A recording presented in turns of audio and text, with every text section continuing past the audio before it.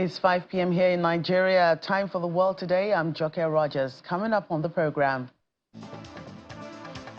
U.S. Vice President Kamala Harris concedes defeat, tells supporters to accept election results.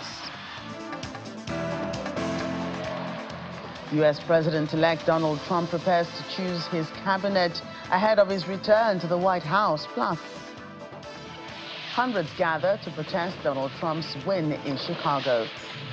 The World Today begins right now. U.S. President Joe Biden is addressing the nation for the first time since Donald Trump swept into victory, capping a stunning political comeback.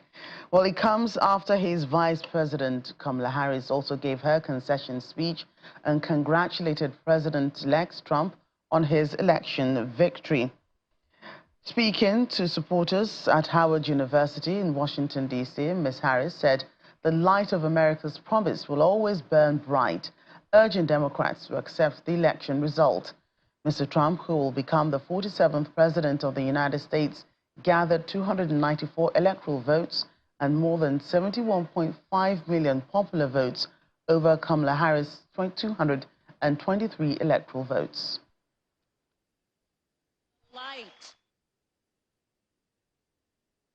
The outcome of this election is not what we wanted, not what we fought for, not what we voted for, but hear me when I say,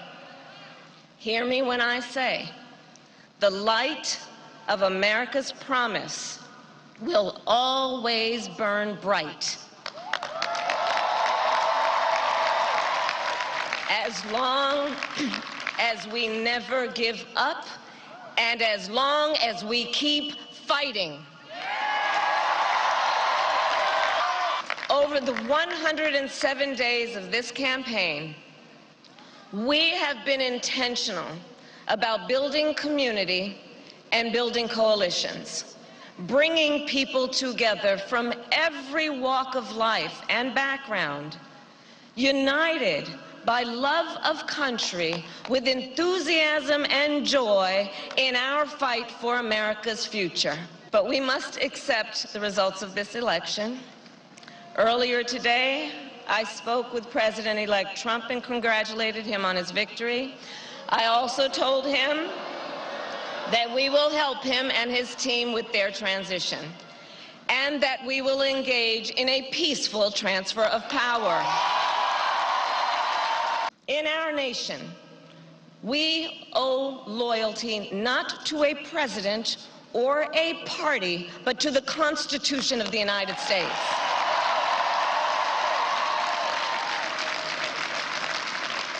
And loyalty to our conscience and to our God. My allegiance to all three is why I am here to say, while I concede this election, I do not concede the fight that fueled this campaign.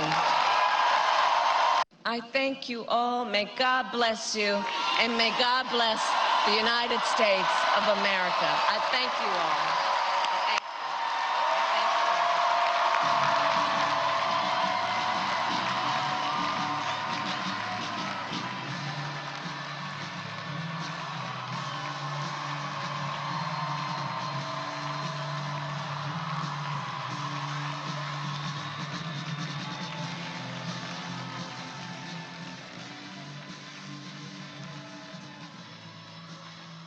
And after that moving speech, some Democrat supporters expressed disappointment, while others expressed optimism as they reflected on the outcome of the election. The millions of people who will suffer directly and indirectly because of his policy decisions or lack of policy decisions here in the United States and around the world.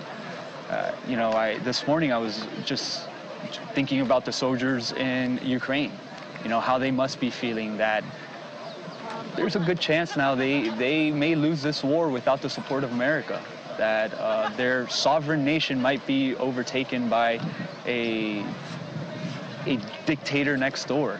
And who knows what happens after that. and just, you know, everyone here in this country who just wanted to turn the page on that ugliness and that divisiveness. I feel so sorry for us as a country. It's heartbreaking, but, you know, I hope America endures. I heard people who are very disappointed, like crying and all of the above. So, you know, for them it is a tough time. And I mean, granted, it's a tough time for the entire campus as a whole. But I think for us as women, it's all about just sticking together and making sure that we continue to fight for our rights and do what we can as individuals. And we don't know exactly what these next 4 years will look like, but I'm a woman of faith. I believe in God. And, you know, we're just going to trust and keep praying and hoping and believing that, you know, things are going to turn out, you know, for what's best. I do believe that everything happens for a reason, so I'm just kind of taking it day by day. I just hope we get more savvy, because we don't have a worthy president coming up. It's crushing. I'm from New York. I've known this guy a long time. It's crushing to see him back in this situation. I honestly don't recognize my country. I was amazed at the amount of support that Donald Trump received. So I thought it would be close, but this was an overwhelming. And I feel like maybe I need to reassess myself, because if that many people are behind someone like Donald Trump, then I don't know. What's wrong with me? I was important, and I did. And I really did think she was going to win, but I'm really, sad that she didn't. But I do believe that just her running alone is already powerful enough. It's very motivating. Even though I want to do medicine, I still believe that with her running, it will help me when I become a neurosurgeon and wanting to push these boundaries. Meanwhile, Mr. Trump is preparing for his historic return to the White House by gearing up to select his team. According to Mr. Trump's campaign, while leading his transition to the White House, the president-elect will begin to choose his cabinet in the coming days and weeks ahead. In a statement, co-chairs Linda McMahon and Howard Lutnick say that they will be presenting Mr. Trump with a wide array of experts from which he can select for his team. They say he will select personnel that enact policies that make the life of Americans affordable, safe, and secure. In the meantime, Mr. Trump's campaign says President Joe Biden called the president-elect to congratulate him on his election victory and also extend an invitation to the White House to ensure a smooth transition. According to Communications Director Stephen Chung, Mr. Trump is optimistic and looks forward to meeting with the current administration. The meeting is set to take place shortly, as the day and time was not disclosed. Well, former U.S. President and First Lady Barack and Michelle Obama have also congratulated Donald Trump following his win. The statement partly reads, over the last few weeks and through Election Day, millions of Americans cast their votes not just for president, but for leaders at every level. Now the results are in, and we want to congratulate President Trump and Senator Vance on their victory. This is obviously not the outcome we had hoped for, given our profound disagreements with the Republican ticket on a whole host of issues. But living in a democracy is about recognizing that our point of view won't always win out and being willing to accept the peaceful transfer of power. The Obamas also extend their appreciation to Kamala Harris and Governor Tim Walz, saying they're proud of their remarkable campaign journey. Now we're about to see some anti-Trump protesters marching outside the Trump International Hotel and Tower in downtown Chicago. At least 200 people gathered to denounce Mr. Trump's re-election as President of the United States. The protesters, who held banners and posters reading "Trump out, stand up, fight back, all power to the people." The demonstrators also called for an end to Israel's war in Gaza. Some protesters could be heard chanting Donald Trump, "You will see, Palestine will be free."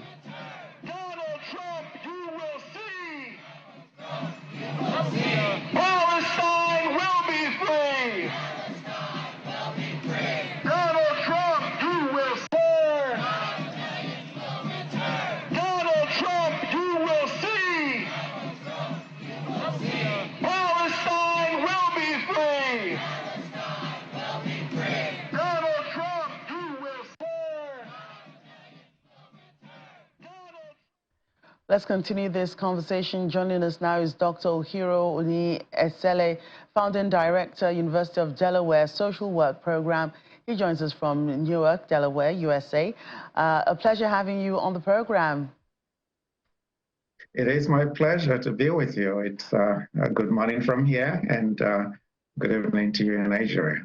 Right. I'm sure a lot of people are still trying to, come to terms with what has happened in the last couple of days, those in support of the Democrats, the others in support of the Republicans, disappointments, optimisms, different feelings.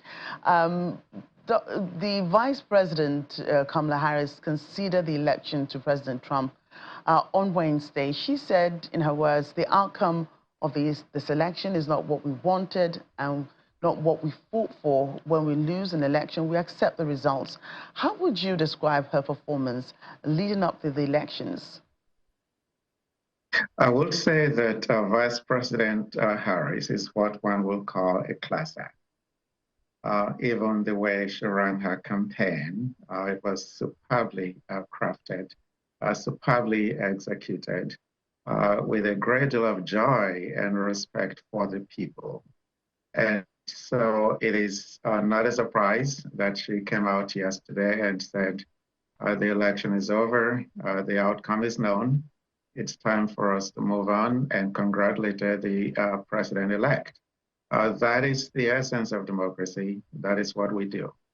And it is also telling that the president-elect is receiving all of this graciousness from Vice President Harris, from President Barack Obama, President Joe Biden, because as you know, when the president-elect lost 4 years ago, he never considered the election and still has not considered the election. He never called the president to congratulate him, still hasn't done that. And so we are seeing the way that our democracy always used to run. And it is actually a really good story to tell. And you're right, there are really a wide range of feelings around here. People are unhappy and people are happy. And there's a remarkable degree of silence in many corridors. But the reality is that the election has been won and lost. But we're all Americans, and it's time to move on. Right. And how will the election outcome influence the Democratic Party's policy priorities, particularly on issues like healthcare, reproductive rights, climate change, and economic reform, most importantly? That is an excellent question. And let's just go back to the Democratic Party has to do a bit of soul searching. President Trump actually had fewer votes this time than he had 4 years ago. He actually this time had 72 million. 4 years ago, he had 74 million. The problem was that Democrats did not come out to vote. So the vice president had 68 million votes as against 81 million 4 years ago that Joe Biden got. So there were 31 million fewer votes by Democrats this time. They just didn't go out to vote. So Democrats have to first wonder why that happened. And if you're asking me what the priorities will have to be going forward, that's where it begins. And it should also include the fact that the Democratic Party always used to be a party that focused so much on the working class. And that's where the emphasis was, which was why the Democratic Party was always very well known to be the advocates for labor unions and so on. Along the way, the Democratic Party actually, I wouldn't say lost its way, but I would say that it has become much more a party of the elites, which is why you find that most people who are educated go to the Democratic Party, and those who do not have college education, university education, go to the Republican Party, which is why over 60% of the people who voted for President Trump were actually people who do not possess college education. So the Democratic Party has to look at that, because that is where to begin from to address the economic issues that the people at the bottom talk about. The reality is that right now we have a very strong economy. That is a fact. We have a very strong economy, which just about 3 weeks ago, The Economist magazine said the US economy is the envy of the world.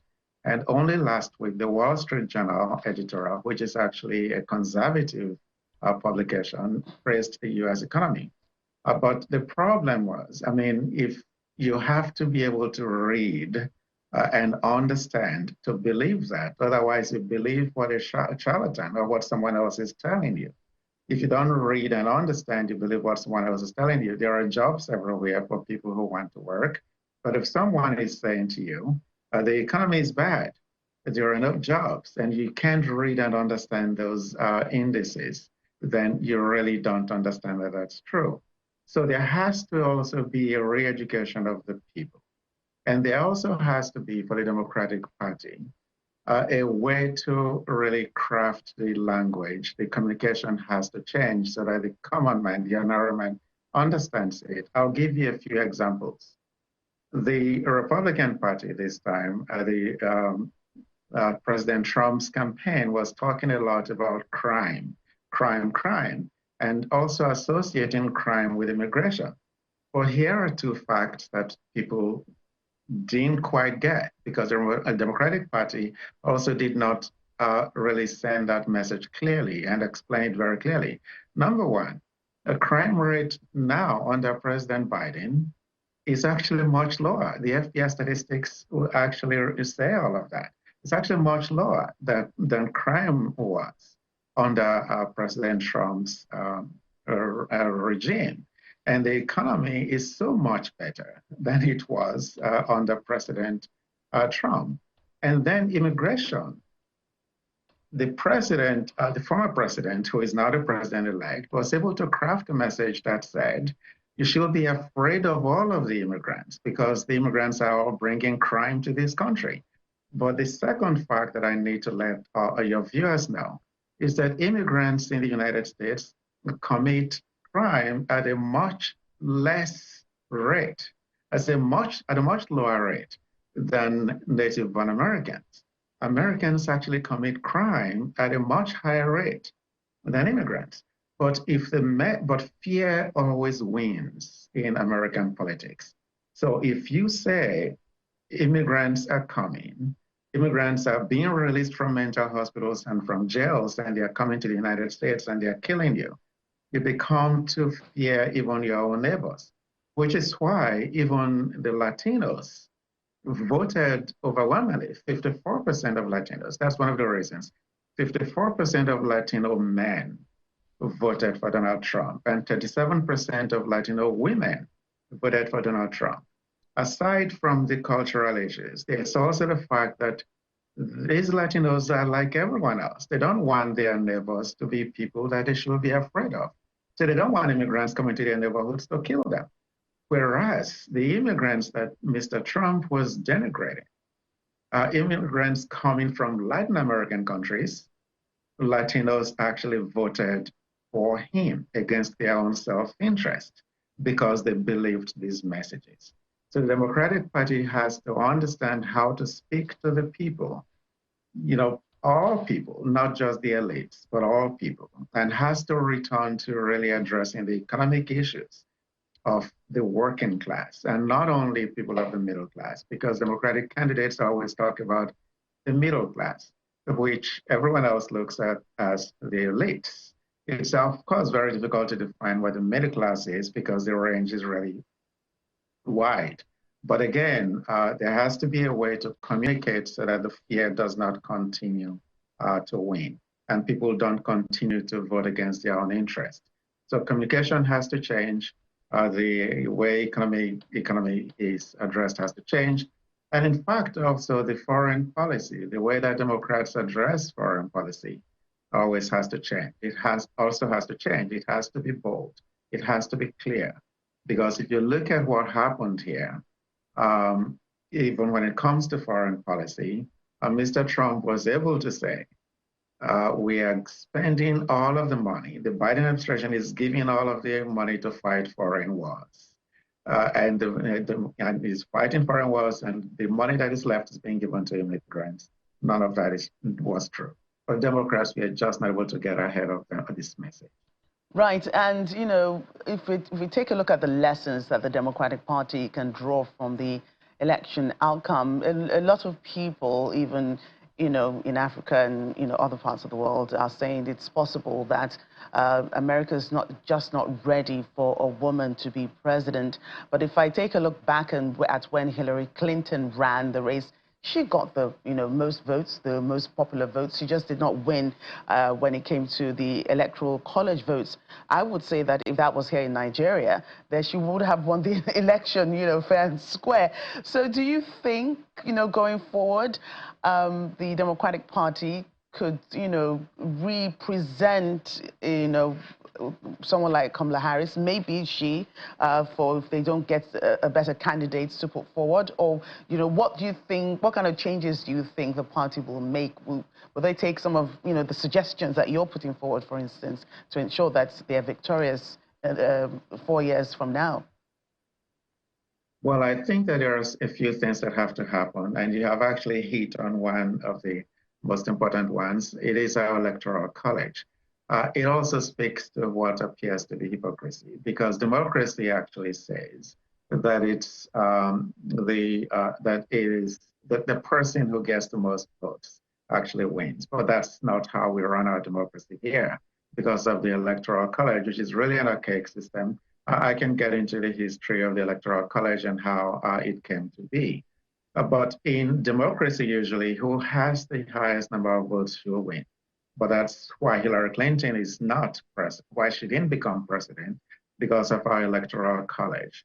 And I think that in terms of how the Democratic Party goes forward, my feeling is that one of the biggest reasons why the Vice President Harris lost, really, is because she's a woman. And it seems to me that very clearly one must admit the fact that she was clearly the better candidate, and she was the only candidate who was actually putting forth policies. But so why did she not win? Obviously, if you look at the fact that, as I said, 54% of Latino men, I'm talking about a group that's traditionally, they traditionally vote for Democrats, and 20% of Black men, people who traditionally vote for Democrats, did not vote for her. And and if you speak to many Black men, and if you speak to many Latino men, and if you speak to many religious people, they say to you, a woman should not be the head. So I think the Democratic Party is going to be very shy to nominate another woman in the next few circles to become their candidate. I don't think there is any doubt at all that if the vice president was a white man, that white man would have won. There is no doubt about it, because that's really been widely acknowledged. It's been widely discussed. As far as going forward for the Democratic Party, again, I really don't think it's going to be Vice President Harris next time. But what is good about Vice President Harris's case is that, as you know, I mean, she is really a superstar. And so she's written her ticket for the future. She can become anything she wants to be in this country going forward. But the Democrats have to do this soul searching, and then they have to decide how they go forward. I believe, and so the people who have said it is because she's a Black or biracial woman, my point has been, no. Remember that we elected a Black man twice. The difference is that this was a Black woman. And so she was a Black woman, and so the operative word is woman. And so Hillary Clinton is a white woman who did not win. Again, she's a woman.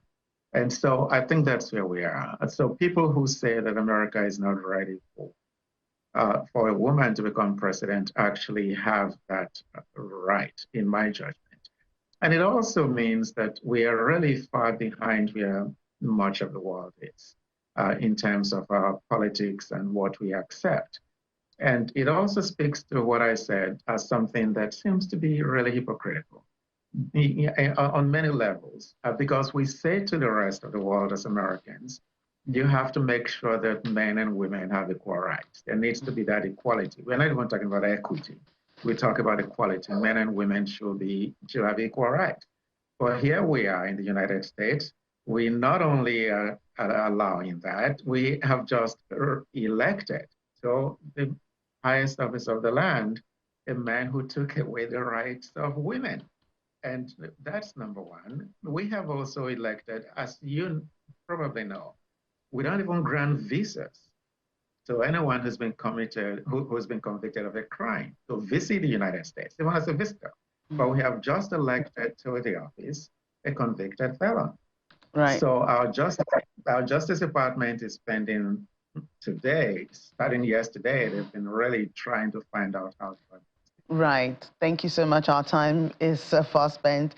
Thank you for joining us again on the program today. Thank you for your thoughts. It's my pleasure. Thank you.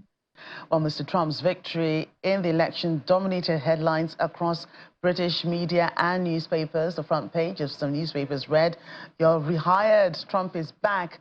Other headlines read, "What have they done again?" Well, this is awkward. Mr. Trump's political career had appeared to be over after his false claims of election fraud led a mob of supporters to storm the U.S. Capitol on January 6, 2021 in a failed bid to overturn his 2020 defeat. However, the 78-year-old's comeback to the White House 4 years after has been described by many as a historic and remarkable comeback.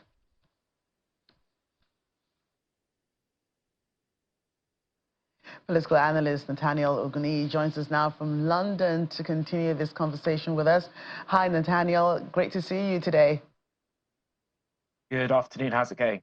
Fine. Great. Thank you. British Prime Minister Keir Starmer was among world leaders who first congratulated Donald Trump on his election victory. Many wonder if he's really ready to work with the Trump administration. Yes, and I think that's a valid question. So many of those in the now Labour cabinet have had a history of criticising Donald Trump. So if we start with the Foreign Secretary, David Lammy, who I think was recently in Nigeria, he's made some comments calling Donald Trump barbaric, saying that he was a neo-Nazi, calling for people to protest his last visit. If we look at the Health Secretary, he's made critical comments of Donald Trump publicly. If we look at, for instance, the Chancellor of the Exchequer, Rachel Reeves, she's also made critical comments. So because so many senior figures within the Labour government have criticised Donald Trump, I think that puts him in a very difficult position. And, you know, what's been the body language of other leaders in the UK Labour Party and even Britain's as a whole? So I suppose Donald Trump isn't the most popular figure within the Labour Party. He's also not necessarily the most popular person, I think, in the UK. So when you look at it, generally, British politics is to the left of US politics. And so I think that it goes some way to explain why, generally speaking, Democrat presidents have stronger popularity ratings amongst British people than Republican presidents. However, I think there is some support for Donald Trump. I think a lot of people saw similarities between him and Boris Johnson, actually. And what diplomatic approach do you think we can expect from the newly elected U.S. president, and, you know, how it will affect Britain-U.S. relations? So the UK and the US have what they call the special relationship. We have strong economic ties. The United States is the largest trade partner to the United Kingdom, right? So in terms of imports and exports, even when it comes to goods and services, the US is number one. I think the figure is just over 300 billion. So when it comes to that, the economic relationship is quite strong. There's also a lot of defense partnerships. A lot of US firms are involved in supplying British weapons. And so while the comments made by some Labour frontbenchers make this relationship difficult, I think the economic and defence partnership is quite important. And many also wonder how Mr. Trump's administration, when he eventually assumes office, will influence the UK's post-Brexit foreign policy and, that special relationship that you just spoke about. So that's a valid question. I think over the last few years, since the UK has left the EU, there's been a desire to build strong relationships with non-EU countries. And so that has included the United States, that has included Australia, that's included a lot of other countries in the Indo-Pacific. A big part of that has been trade deals. And so the United Kingdom has signed the agreement to join CPTPP, the comprehensive trade deal that covers, I think, 12 or 13 countries now in the Indo-Pacific region. The US was, of course, part of that before. But the UK was very much interested in a trade deal with the United States. But that didn't quite come to fruition. I think you look at the early stages of the negotiations, and it became clear that due to issues around the NHS in the UK, which is our health provider, and due to issues around food standards in the US, it was a non-starter. Analyst Nathaniel Oguni, pleasure having you again on the program. Thank you. More on the U.S. elections aftermath. Australian Prime Minister Anthony Albanese and New Zealand Prime Minister Christopher Luxon have congratulated Mr. Trump, saying they looked forward to working with him. Both leaders said they would look to strengthen their cooperation with the U.S. in their respective regions.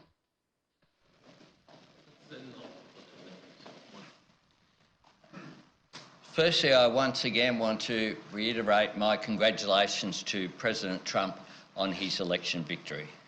Our government will work closely with the new Trump administration to realise the benefits of what is a very strong economic and security partnership. The United States has long played a leadership role in the stability and security of the Indo-Pacific, and Australia will strive to strengthen the cooperation between our two nations and the region. I look forward to talking with President Trump and working with him in the interests of both of our nations. President Trump has run a campaign based on change, and he's made it clear he's going to do things differently. So we shouldn't be surprised as things change, but equally we should be really confident in ourselves and our place in the world as well, and our ability to deliver on our interests together as Australians. Well, look, I've congratulated President Trump on what was a comprehensive win and victory. To win the presidency, the Senate and the Congress is quite something. And I look forward to working with him in advancing the interests of both our great countries. And our job is to work together on a number of issues regionally, globally, and to advance the rules-based system. I've got every confidence we're going to do that very well.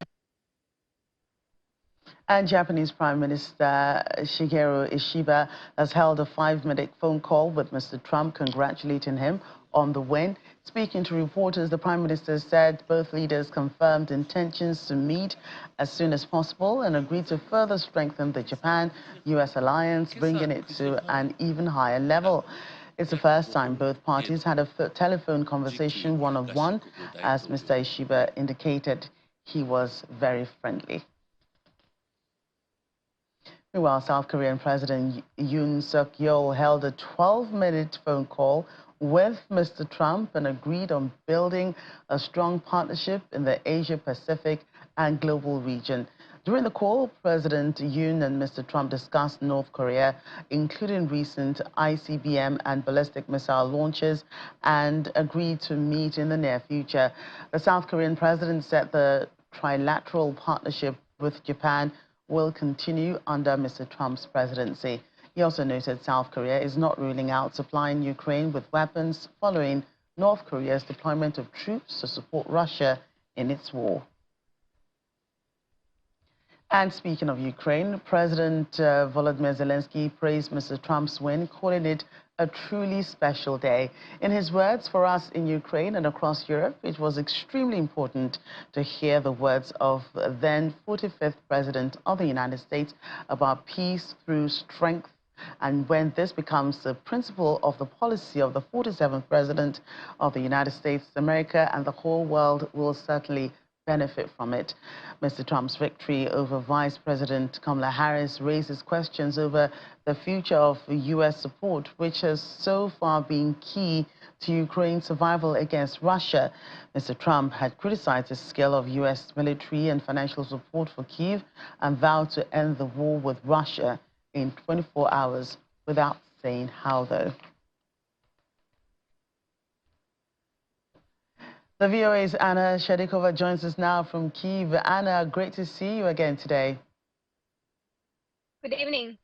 Right, so Donald Trump's role in the Ukraine war has been highly debated, especially given his claims that he could end the conflict within 24 hours of being elected.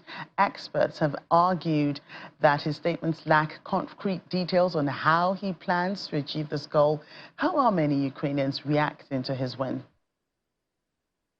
Actually, I had a chance to talk to Ukrainians on the streets of Kyiv, and to be honest, a lot of Ukrainians are quite optimistic about President Trump's second term. I think that this is explained by the fact that Ukrainians actually remember Trump at with his previous presidency as the first U.S. president who provided lethal weapons to Ukraine. And this is exactly the weapons that Ukrainians used to defend itself at the beginning of the full-scale invasion. And also, a lot of Ukrainians told me that they believe that with Trump, it's either going to be similar tactics as during Biden administration, or it will be something more decisive, and probably Trump will actually be will demonstrate more action towards the end of the war, because Ukrainian society is kind of divided in terms of a lot of people. I think half and half, or half of the population believes that it should be the end. It should be a certain stop of the hostilities, and that both sides, definitely with certain third parties, should go to negotiations.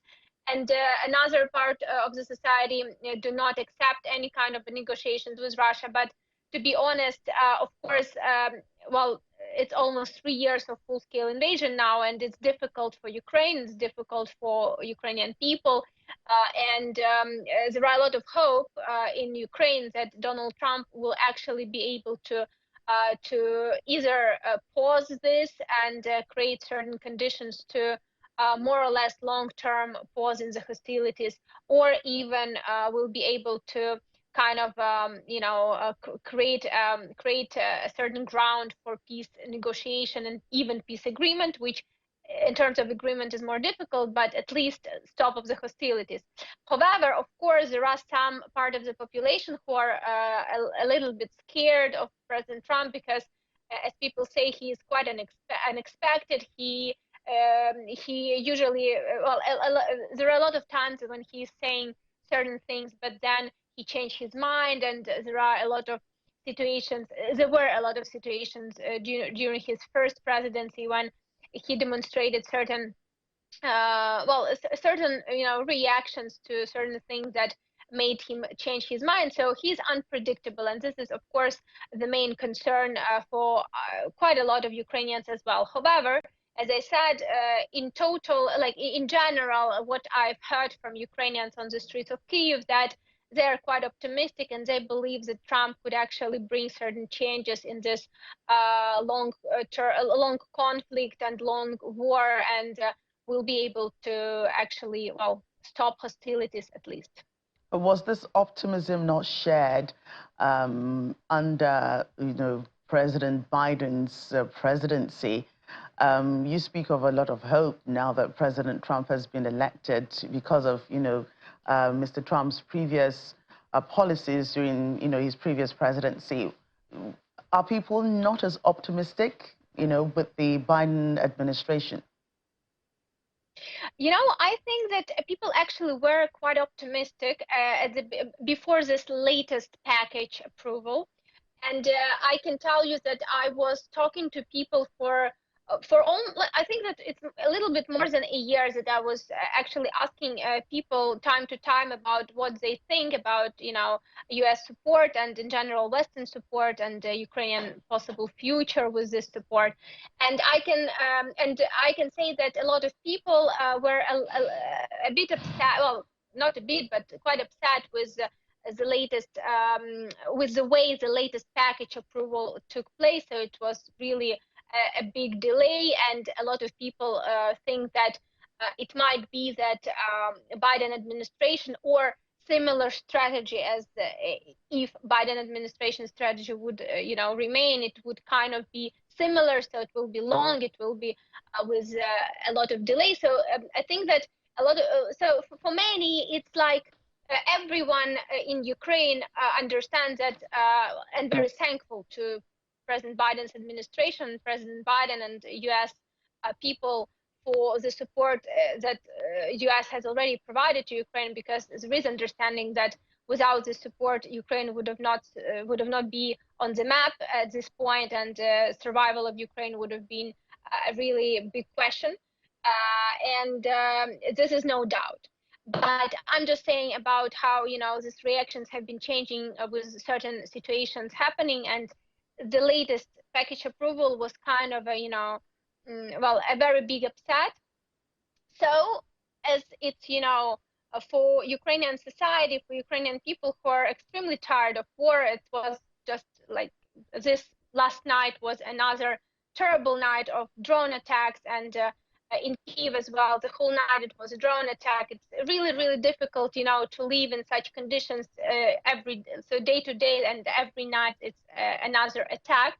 So of course, people are kind of trying to, find more hope in new changes. And President Trump at this point looks like some certain change that might bring more positive hopes for Ukrainians. But again, as I said, people still understand, so they're not over optimistic, because they understand that there are things that could not be changed, and there are things that U.S. cannot even, if we imagine a situation that U.S. can, do whatever needed, it's a big question if President Putin and Russia will actually accept this negotiation opportunity and this negotiation proposal. So everyone understands that it's a lot of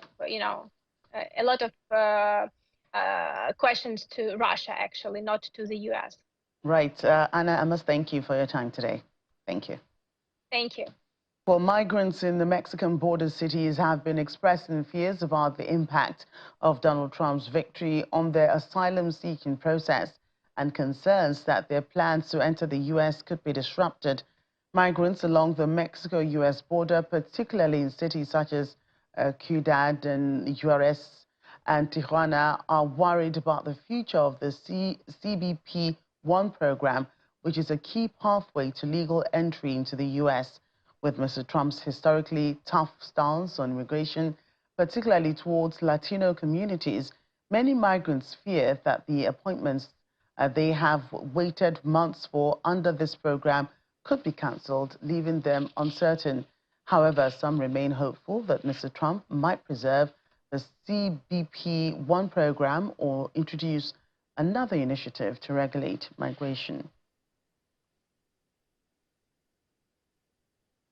It was a scene right out of an action movie in Berlin when police noticed a suspicious man near a subway station, and shortly later it seemed like they might have prevented a terrorist attack in the German capital. Lars Holter is with Deutsche Welle and joins me from Berlin.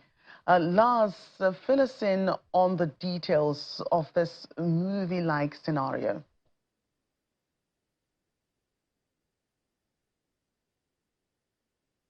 Thanks for having me. Yes, indeed, it was all very dramatic here in Berlin. The scene unfolded around the S-Bahn station of Neukölln, the S-Bahn being the local subway here, and police did notice a suspicious-looking man. They tried to stop him, and he immediately fled across train tracks and dropping a plastic bag. Now, that bag contained about half a kilo of a gray substance, a plastic bottle with some wires attached, and a paper bag filled with more wires. Experts within the unit recognized the substance as likely to be TATP, and that was later confirmed by bomb specialists. Now, what makes this particularly unsettling, TATP, or triaceton triperoxide, is a highly dangerous explosive that is often used by terrorists, including over the past few years in the attacks against the Bataclan music club in Paris, or just a few months ago, it was found on a person that had planned to attack a Taylor Swift concert in Vienna. Now, this incident here in Berlin ended well.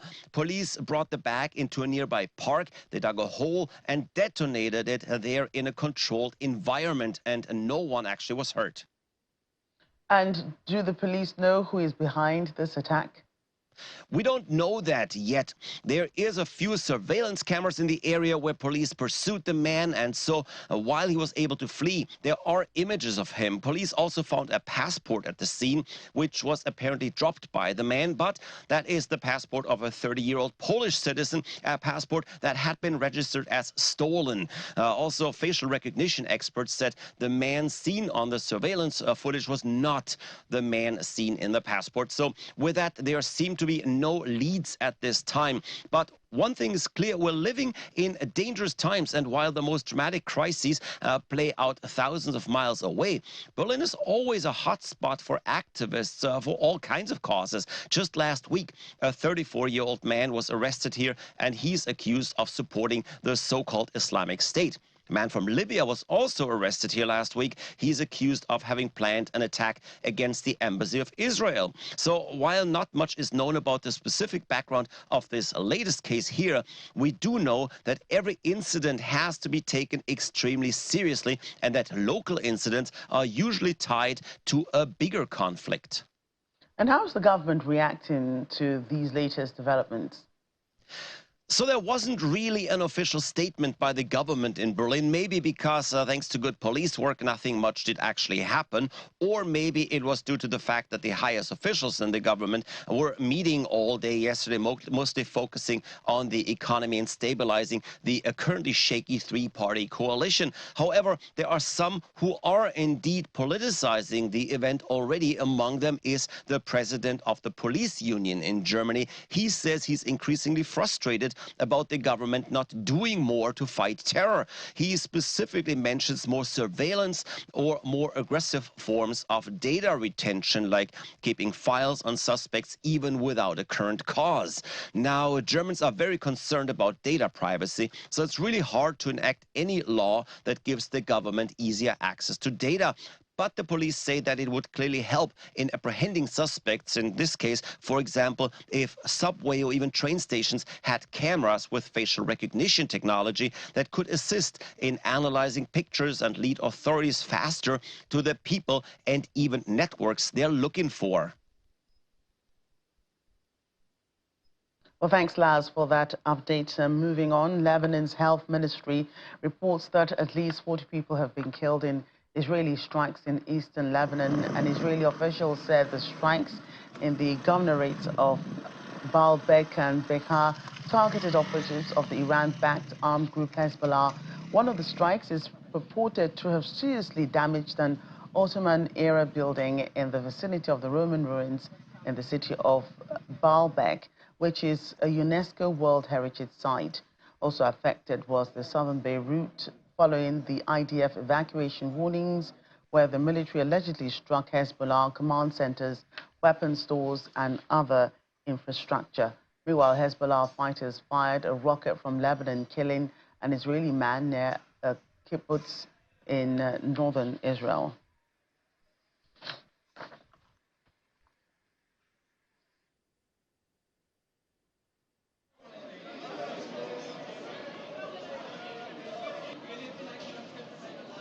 And finally on the program, Britain's Prince William arrived with guests on the green carpet Ahead of the Earthshot Prize ceremony in Cape Town, South Africa, the prize is £1 million each for 5 winners to pursue innovative projects addressing environmental issues. Earlier this week, the 42-year-old Prince William met with 120 young environmentalists from Africa and Asia who are taking part in a new program for youth leaders that accompanies the prize.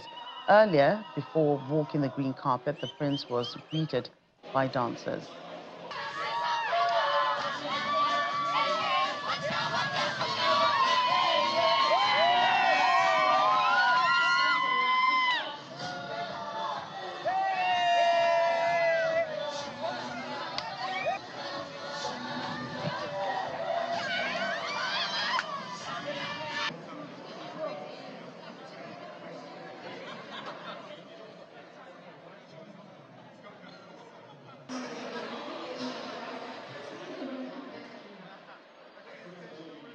A very green welcome. Well, that's our show today. Thank you for watching. I'm Joke Rogers.